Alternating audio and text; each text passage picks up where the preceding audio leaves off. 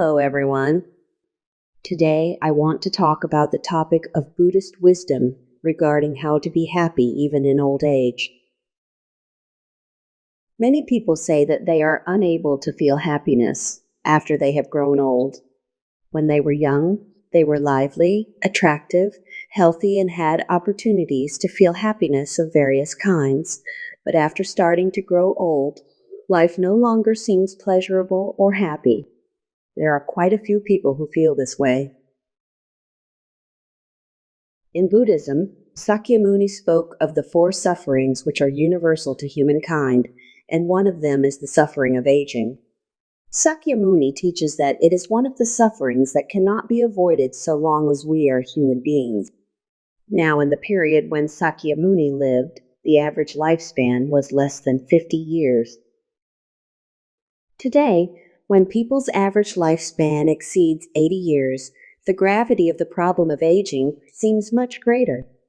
Due to the advances of science and medicine, we are now living at a time when longevity is greater than it has ever been before in human history.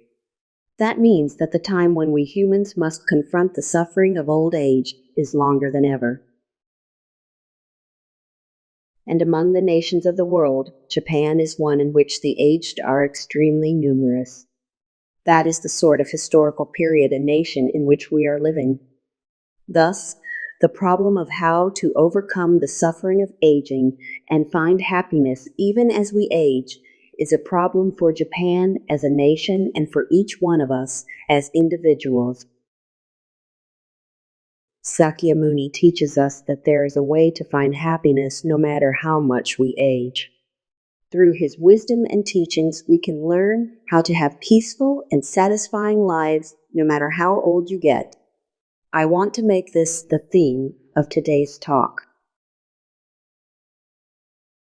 In Buddhism, we are taught that there are two different types of happiness or joy, physical and spiritual. Firstly, there is physical joy, which involves the enjoyment of the first 5 consciousnesses. Human beings have a total of 8 consciousnesses, and we will focus here on the first 5: sight, hearing, smell, taste, and general physical sensations. With sight, we see things and judge them pretty or dirty or ugly, etc.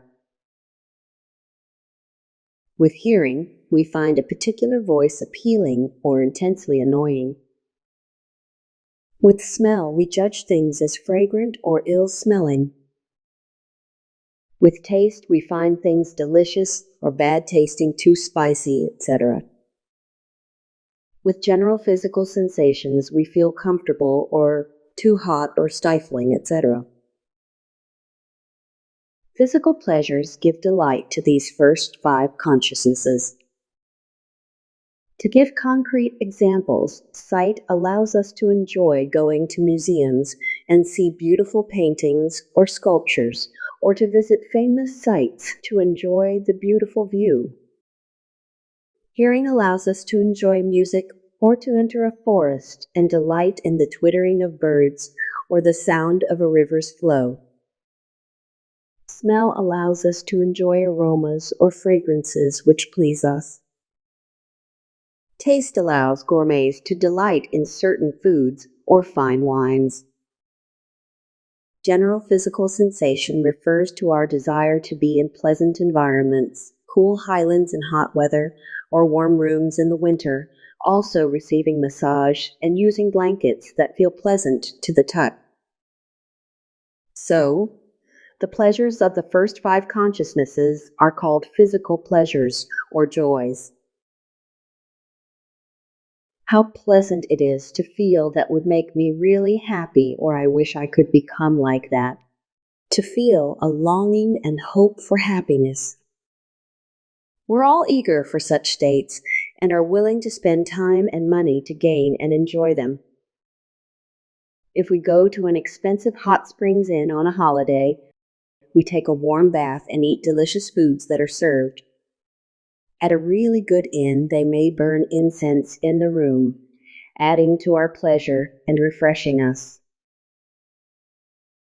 I'm currently living in Toyama Prefecture, Japan, And in the mountains, the air is so pure and fresh, it makes one feel wonderful. This would be an example of the sense of smell. The sense of hearing is exemplified by music, concerts, and the like. The sense of sight by beautiful views at scenic spots. Thus, we go to hot springs or concerts and the like in order to gratify the first five consciousnesses and gain happiness by doing so. These are examples of physical pleasures or joys. I'm sure you've all experienced such things. But there is a different kind of joy, which Buddhism calls the joy of the heart. It is quite different from the physical pleasures we have been describing. In Buddhism, it is taught that the source of our suffering is the karmic hindrance of the three worlds. It makes us suffer throughout the three worlds. What are the three worlds? The first world is that of the past, our lives before this present one. The second is the present world we are experiencing from birth to death. The third is the world we experience after death. Our physical bodies are limited to this present world, but our true selves pass through all three, and this is what keeps us trapped in constant suffering.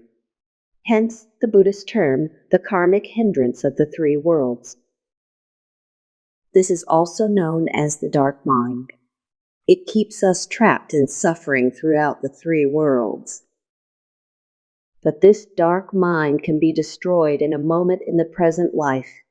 Thus the endless cycle of suffering is stopped and we attain absolute peace and joy. This is the joy of the heart, Shingyo. When the source of the delusions that pain us throughout the three worlds is destroyed, absolute peace and joy is born.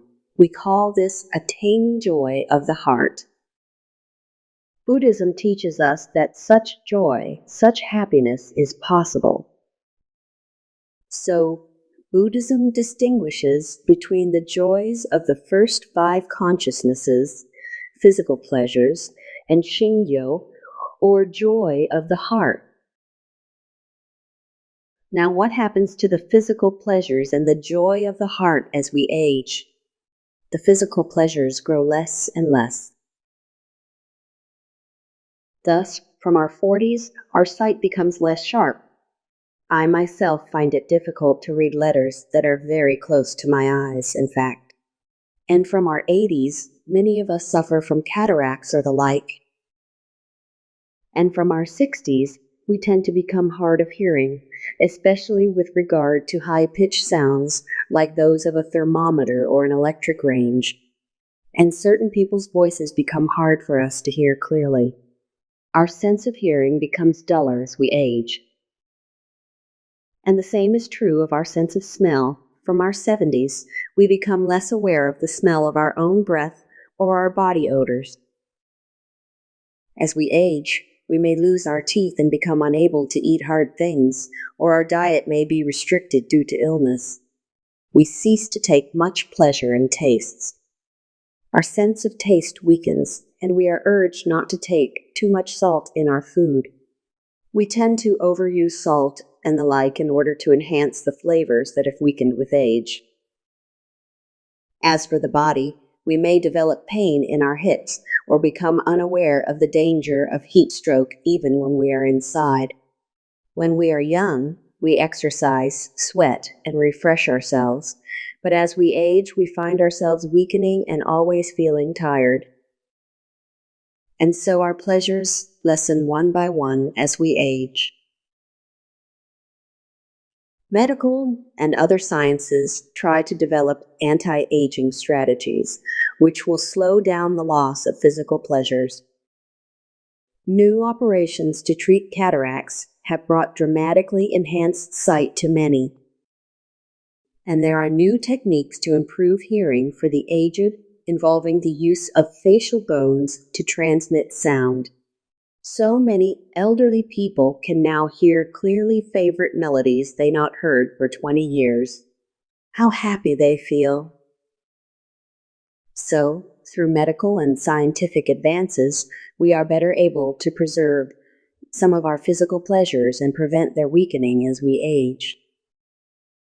Yet, despite our efforts, we cannot stop the steady advance toward old age or return to our youthful days. So, there is an inevitable decline from our 70s through our 80s and into our 90s. If one gets cancer, the effective anti-cancer treatment often leads to the loss of the pleasures of taste in food. People who become bedridden may not even be able to change position by themselves.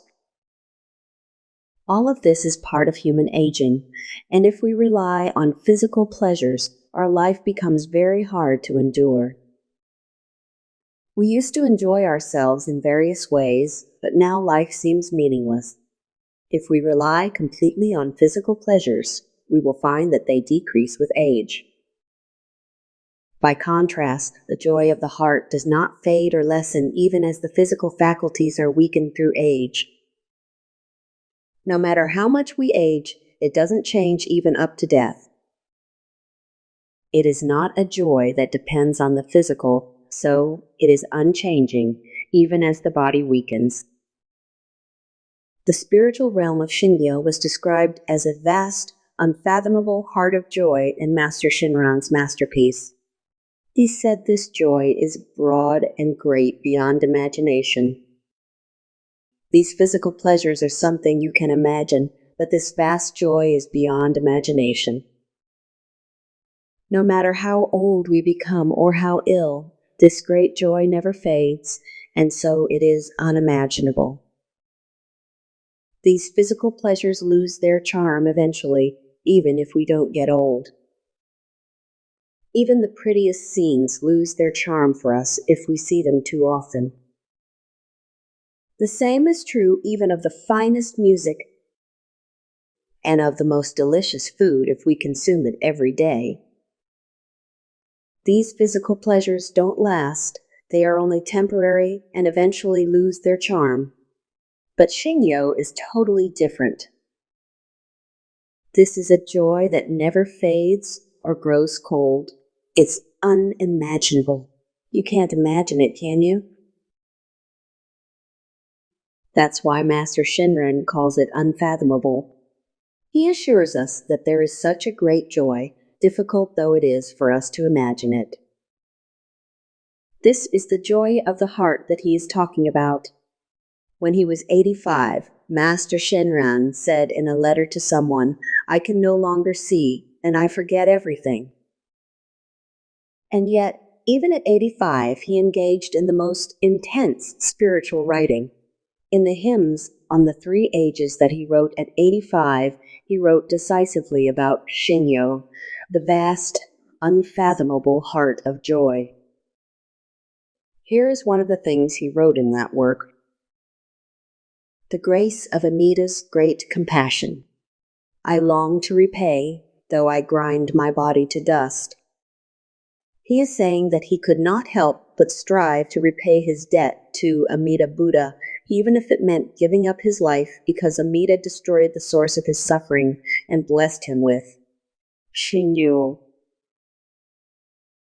How can he begin to repay his debt for having been taken up into this marvelous state of happiness? The teachers who led me, Sakyamuni and the 7 patriarchs guided him to this joy.